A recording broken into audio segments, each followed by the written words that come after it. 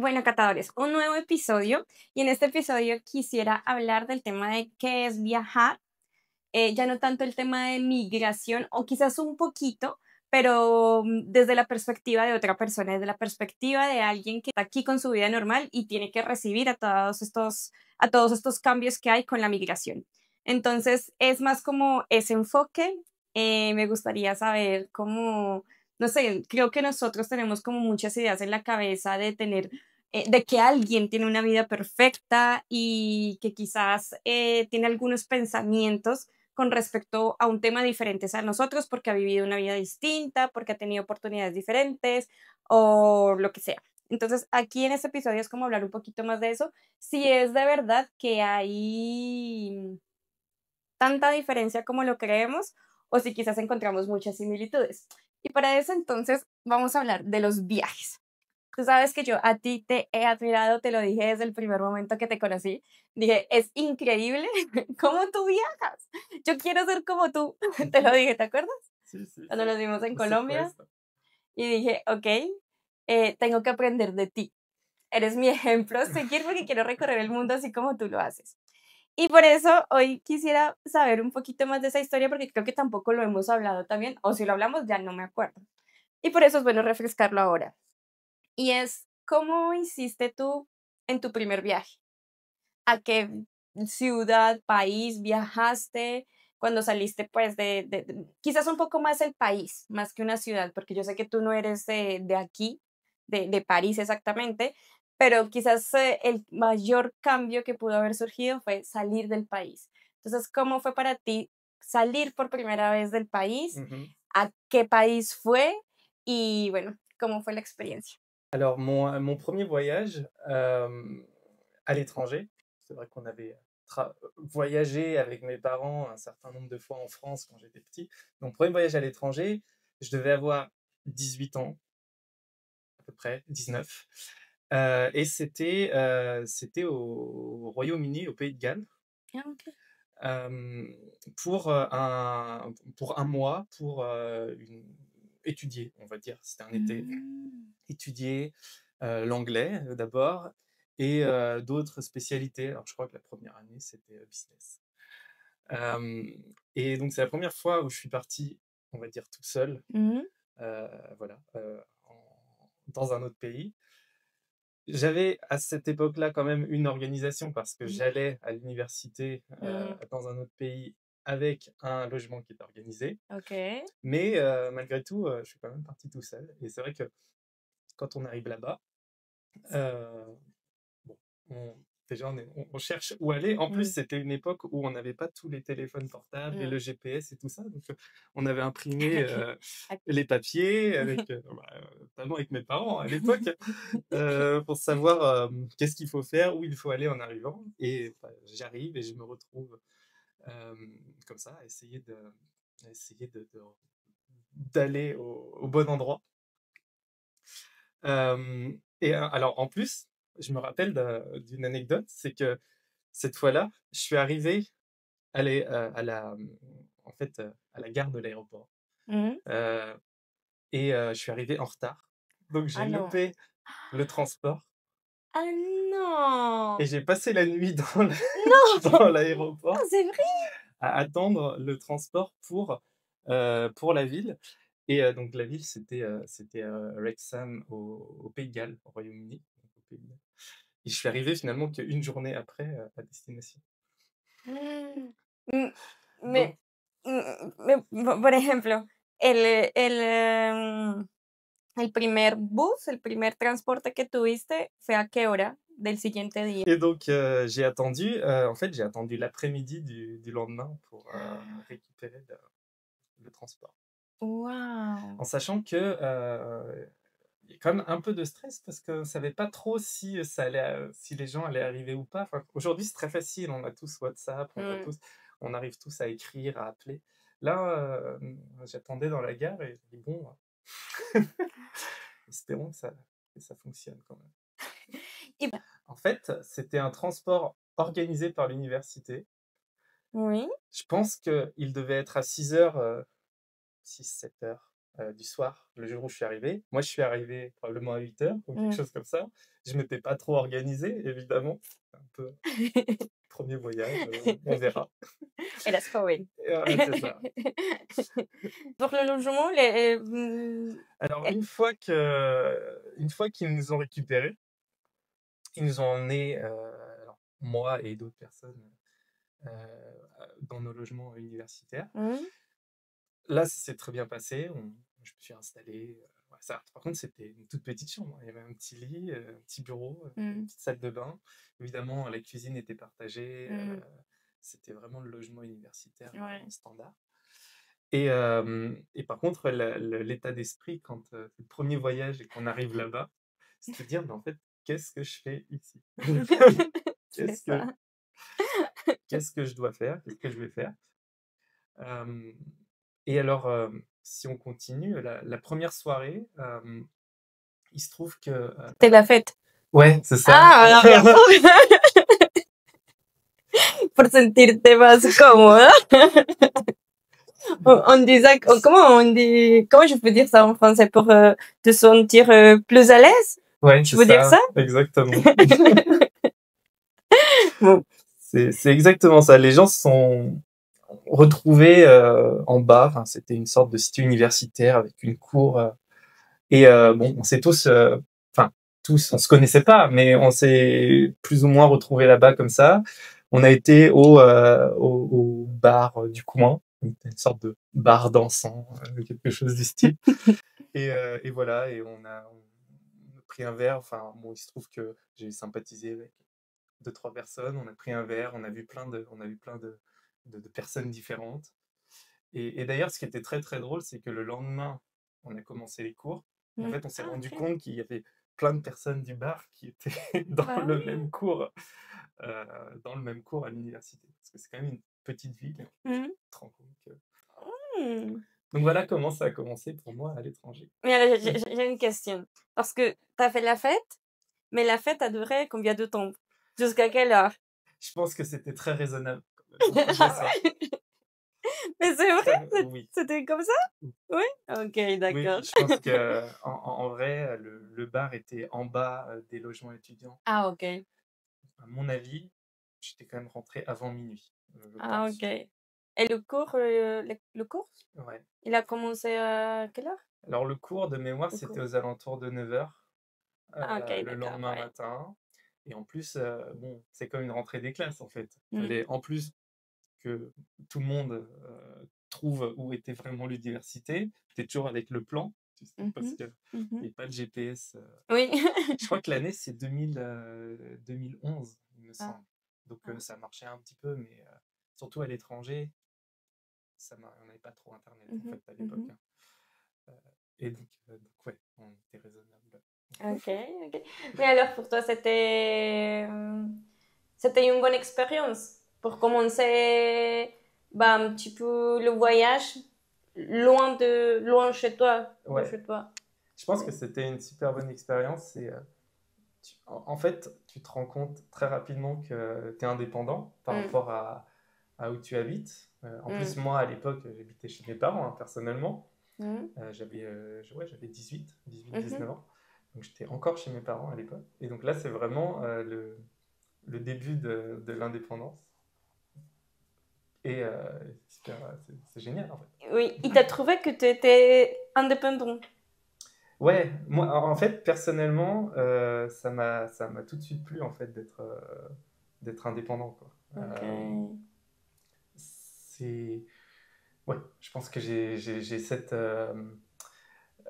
psychologie-là de ne pas avoir... enfin, d'être très très bien avec moi-même et je l'ai senti assez rapidement, en fait.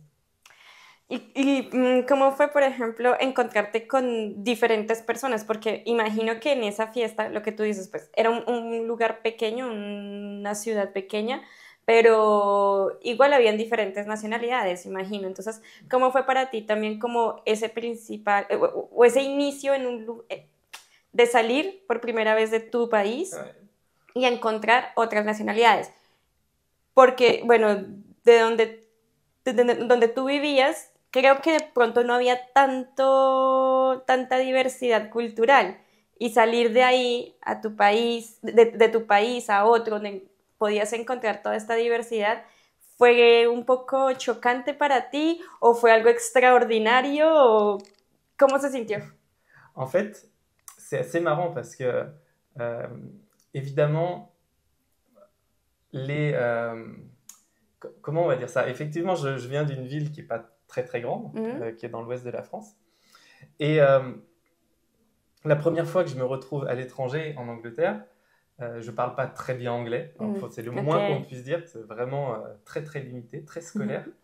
Donc, évidemment, les quelques personnes avec qui je sympathise le premier jour sont des Français. C'est pour ça qu'on sympathise plus facilement.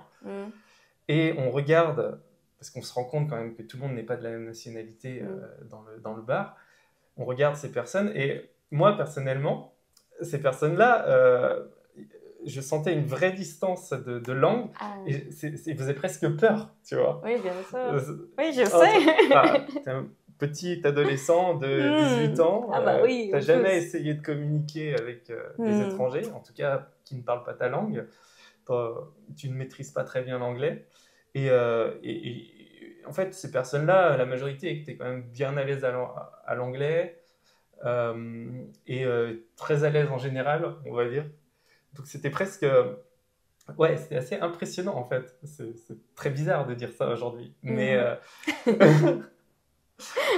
je me rappelle, voilà, je les vois là. Après, je les croise dans les couloirs du logement, on va dire, de la cité universitaire.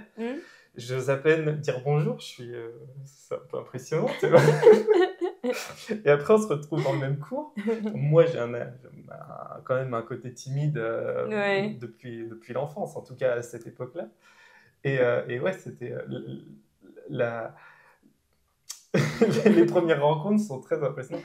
Et quand il s'agit de travailler, par exemple, en groupe et que ces gens-là t'adressent la parole pour la première fois ou que toi, tu dois communiquer avec eux pour la première fois, c'est très déstabilisant. Oui, oui, bien sûr. C'est vrai, je comprends ça. J'imagine que tu étais un petit peu affrayant, c'est dit?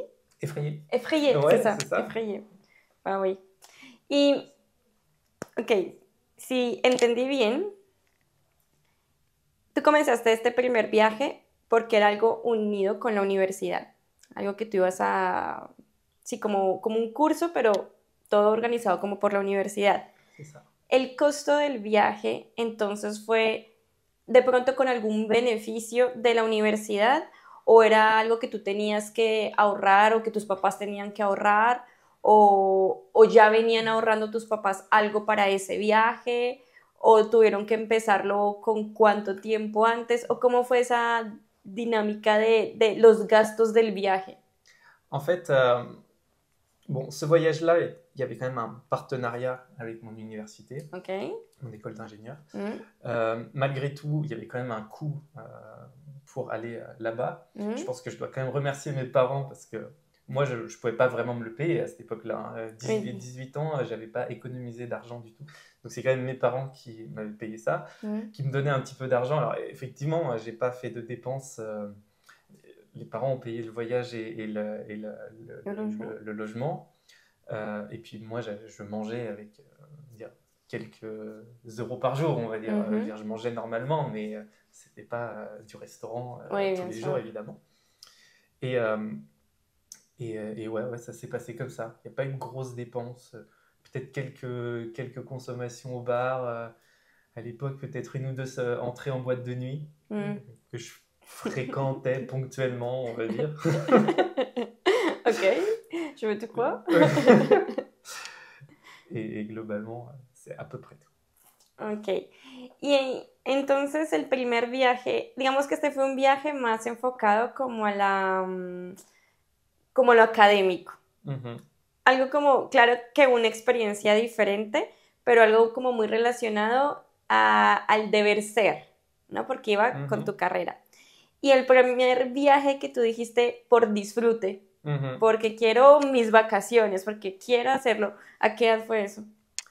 En fait, il y en a un qui est assez important pour moi, qui est assez intéressant, je pense, parce que c'est vrai que pendant, voilà, à peu près entre aux 19 et même jusqu'à 27-28 ans. J'ai quand même pas mal voyagé pour plus le tourisme, l'Europe, et voilà, comme ça, découvrir.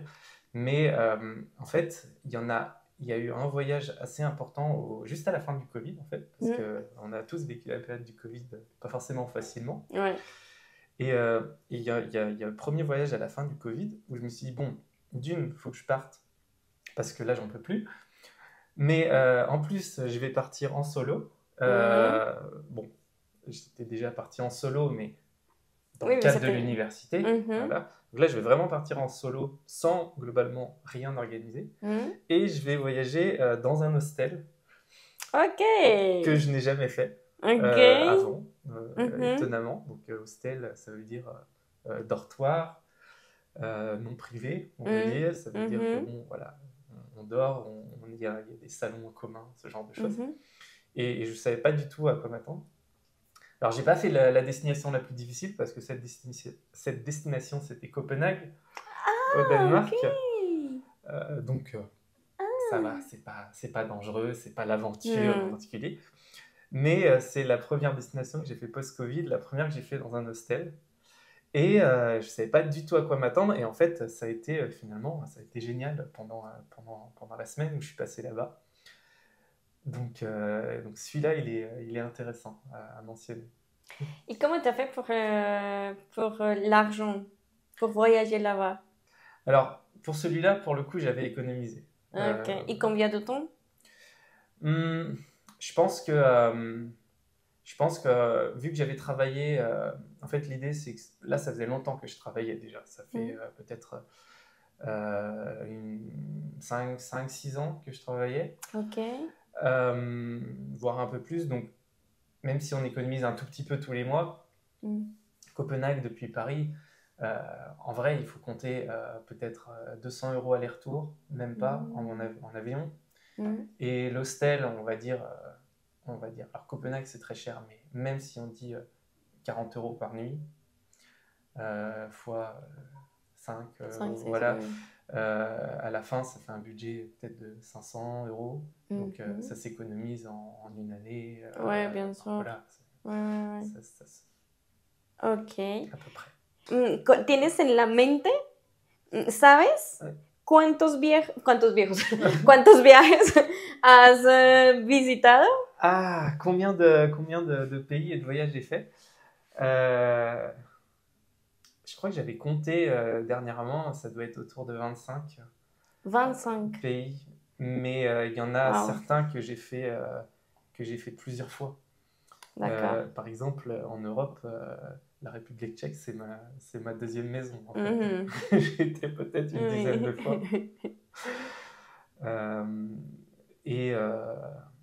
Ouais, il y en a quelques-uns que j'ai fait plusieurs fois. L'Ukraine aussi, que j'ai fait une bonne, peut-être dizaine de fois aussi. Ah, oui, bien sûr. Ok.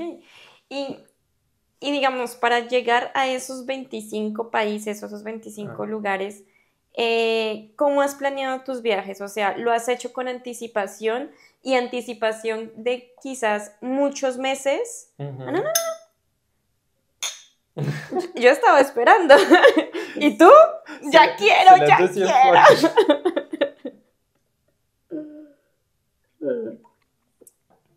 Entonces decía que ha sido una anticipación de muchos meses o incluso años, o simplemente has dicho, por ejemplo, a hoy, no sé, a final de año o ya que estamos como en la mitad de año, ya estás pensando en un viaje que quieres hacer el siguiente año y ya estás planeando ese viaje en cuestión de información y en cuestión de dinero, por ejemplo, o ahora tú dices, no, nada, me preocupo por este año, voy a buscar un destino para diciembre y el otro año pues ya veré, pero también porque tienes dinero ahorrado o lo vas ahorrando en ese mismo tiempo. ¿Sí me hago entender la pregunta? Ouais.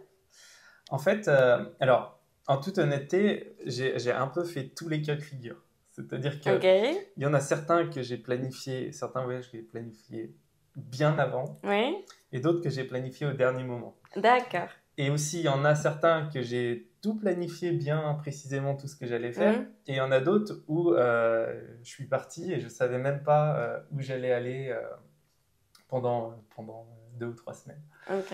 Mais en fait, je pense que ce qui est intéressant, c'est que euh, quand on part pas loin, ça veut dire 1 à 2 heures d'avion Mhm. maximum, Mhm.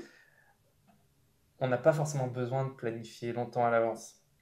Évidemment, faut pas partir les week-ends où tout le monde part en Oui, vacances bien parce que sûr. c'est très cher. Mhm. Mais en général, que ce soit l'avion, le train ou le bus, on peut presque réserver à la dernière minute ou une semaine avant et on peut partir et ça pose pas trop de soucis. Et comme ça permet aussi de... voilà, on n'est jamais sûr si on réserve 2 mois à l'avance, est-ce qu'on va réellement pouvoir partir ou Mhm. pas. Oui, c'est vrai. Donc ça c'est Mm. possible. Par contre, quand on part plus loin, euh, j'ai beaucoup voyagé en Asie, notamment, comme Oui. tu sais, dernièrement. Oui. Là, pour le coup, il faut au moins acheter les billets d'avion longtemps à l'avance, Mm. parce que ça peut vraiment devenir très très cher. Euh, Mais combien de temps en avant? j'ai- euh, Honnêtement, entre 4 et 6 mois, c'est Ah, l'idéal quand ok. même. Euh, Parfois, il y a des bonnes affaires à 1 mois du départ. C'est pas sûr du Mm. tout. Donc, euh, donc ouais, plutôt beaucoup à l'avance. Ok. Et ensuite, il faut aussi regarder les prix dans le pays où tu voyages. Mm. Parce que si c'est un pays très très cher, comme par exemple le Danemark et la Norvège, à titre d'exemple, il vaut mieux arriver et savoir où est-ce que tu vas aller et Mm. avoir tout réservé avant, parce que c'est très difficile. Moi, je me rappelle, j'avais été à Oslo en Norvège, Ouais. et je m'étais dit, ah bah peut-être, on verra sur place, mais peut-être que j'irai visiter Bergen, et autour de Bergen, qui est une ville, enfin, ça a l'air super joli, avec des paysages magnifiques. Mm. Et en fait, quand je suis arrivé là-bas, en fait, au dernier moment, c'est très très cher. Je veux dire, c'est impossible Mm. de le faire au dernier moment. Donc, si vous voulez aller dans des pays où, pour le coup, c'est plus cher, il vaut mieux bien tout préparer. Ouais. Par contre, dans des pays où, pour le coup, ça coûte moins cher, tu peux prendre le billet d'avion bien à l'avance. Mm. Par contre, tu n'es pas forcément obligé de tout prévoir. Il y a beaucoup de gens qui font ça en Asie du Sud-Est, moi je l'ai fait aussi, où bon, tu te dis ok, je vais passer une semaine. Alors moi j'ai fait le Vietnam par exemple, Mm. la Thaïlande, l'Indonésie, les Philippines, euh, et tu peux presque improviser sur place en fait. Tu prends 4 jours d'hostel, et après tu regardes bon, où est-ce que je vais, etc. Et t'as voyagé toujours bah, pour le logement? C'était toujours les hostels ou t'as fait l'hôtel aussi? Alors de temps en temps, l'hôtel aussi, mais pas sur toute la période. En général, c'est si je pars, admettons, 3 semaines l'été ou l'hiver, je vais prendre 2 semaines d'hostel ou plus et quelques jours d'hôtel au milieu pour soit se reposer un petit peu, Ouais. soit laver les vêtements, enfin Ouais. soit voilà, un peu ça l'idée. Ok, d'accord. Y, por ejemplo, para el tema de los hoteles, en esto que tú mencionas de los países que quizás son más caros y que hay que prestar un poco más de atención y planear mejor, los hoteles pasa lo mismo o en los hostales. O sea, también tienes que hacerlo con bastante tiempo antes. Euh, Por ejemplo, como tú dijiste que hay países que son caros ouais. y que a esos hay que planearlos bien. ¿Eso también va incluido el tema de hoteles o Ouais. solamente para tiquetes? Non, non, plutôt Todo, todo el tout. Ouais, viaje, ouais. actividades y todo mejor. Ouais, ouais, ouais. Ok. ¿Y hay de pronto alguna técnica que tú creas, no sé, o que tú utilices de alojamientos que sea como más económicos? Euh, alors, moi, c'est surtout les hostels, personnellement, que j'ai Ouais. fait. Euh, Après, je sais il y a des gens que j'ai rencontrés qui m'ont dit qu'ils avaient fait soit des chambres chez l'habitant, Mm, soit il y en a qui font du couchsurfing. oui, Voilà. ça, oui. Qu'est-ce qu'il peut y avoir d'autre? Euh, ouais, globalement, c'est ça. Il y en a qui voyagent en van, par Ah exemple, oui. aussi. Ça peut être une idée, mais bon, c'est un autre type de voyage. Mm, C'est moins social. ouais, c'est vrai. Euh, C'est vrai. Ouais. C'est importante socializar. Bah, c'est vrai que moi, en fait, mon type de logement préféré, ça serait les hostels où, pas des hostels où il y a 200 personnes, des hostels où il y a peut-être une vingtaine de personnes, une trentaine, comme une grosse colocation, Mm. mais qui reste, par exemple, comme un très grand appartement où il y a 3 ou 4 chambres maximum et 6 personnes maximum dans chaque chambre. Ça, c'est Mm. le plus sympa parce que tu peux quand même discuter assez facilement Mm. avec tout le monde, mais c'est pas l'hostel où tu fais la fête tous les soirs. J'ai peut-être Ouais. passé l'âge un petit peu aussi, mais c'est pas le même état d'esprit, quoi. Ok, d'accord. Ok. Y de pronto durante el viaje has tenido alguna experiencia difícil o, bueno, digamos, ya contaste una, que Mhm. fue la del tema estudiantil, la residencia estudiantil o la ciudad estudiantil, por Ouais. decirlo así. Que eso podría ser como algo divertido, algo curioso ahí que pasó como en el momento que viajaste, pero hay algo difícil que quizás hayas vivido en otro país por ser extranjero. O sea, no sé, que una experiencia que hayas visto quizás un rechazo o que por el contrario te acogieron súper bien o que te ignoraban o que no querían socializar contigo, o que cuando tú decías, no sé, que eras francés, como que quizás sí, ellos eran como desagradables contigo o por el contrario. ¿Hay Mhm. alguna experiencia así que hayas pasado en alguno de los países que has conocido? Je suis en train de réfléchir parce que, en fait, j'ai pas forcément beaucoup de mauvaises expériences Mm, ou de choses particulières qui me viennent à l'esprit. Ça s'est plutôt toujours bien passé. mm, Euh, ce qu'il y a eu, en fait, les petites aventures qu'il peut y avoir, c'est par exemple les transports qui fonctionnent pas très bien et que du oui, coup, tu sais pas trop si c'est le train, il est bien sur ce quai-là ou pas sur ce quai-là, ouais. ou ce genre de choses. Ça m'est déjà arrivé de rater un train, par exemple, parce que le train a été annoncé à la voie numéro 3, je sais pas, sur la droite, et finalement le train est arrivé à la voie numéro 4 sans que vraiment que je sache et sans que ça soit écrit. Mm. Et du coup, le train est parti sans moi et sans pas mal d'autres personnes qui étaient là. Et donc forcément, dans ces moments-là, tu fais bon, en fait, ce cas-là précisément, je vais voir enfin, l'accueil de la Oui. gare et bah, le train est pas venu, quoi. J'étais sur le quai, j'ai attendu, il y a pas eu de train et la personne me regarde et Bah. me répond: «Si, votre train, il est en route là, il est parti». Et toi là-bas. Je dis: Et «Bah, pourquoi il oui». n'arrive pas? Exactement. Donc Bah oui, ça se fait, oui. ça c'est vraiment des choses qui peuvent arriver.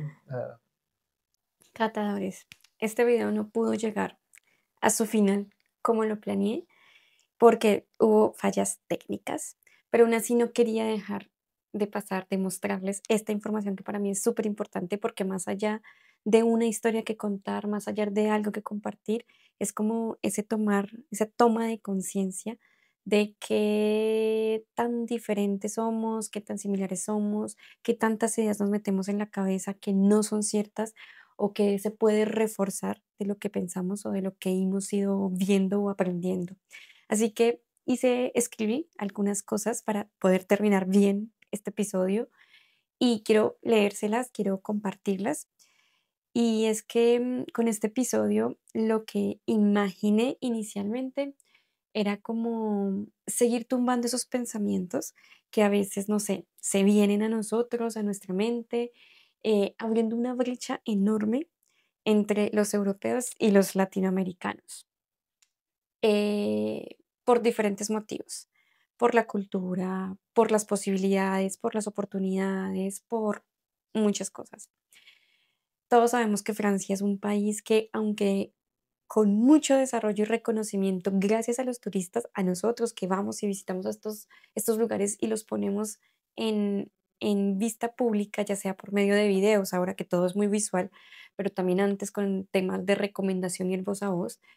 Esto ha sido posible, sí, pero también es un país donde sus originarios, donde sus personas, sus residentes como tal, los parisinos, los franceses en sí, tienen también sus dificultades, también pasan por momentos que pueden ser muy similares a los de nosotros, pasan también por retos, tan solo porque no vienen de una gran capital o de una gran ciudad, sino vienen de una pequeña ciudad, de un pueblo